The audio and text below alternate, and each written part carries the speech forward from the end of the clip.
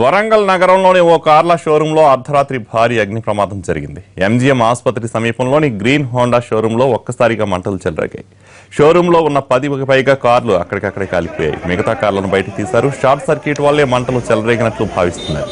కార్లతో పాటు విభాగాలు కూడా తగలబడటంతో దట్టంగా మంటలు వ్యాపించాయి. ఫైర్ సిబ్బంది గంటకు పైగా శ్రమిస్తే గానీ మంటలు అదుపులోకి రాలేదు.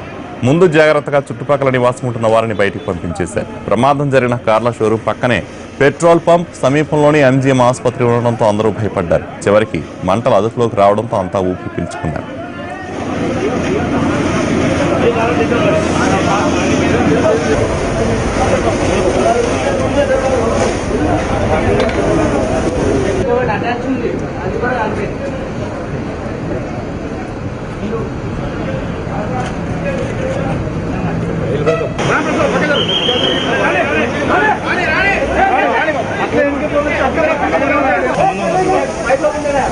Hey,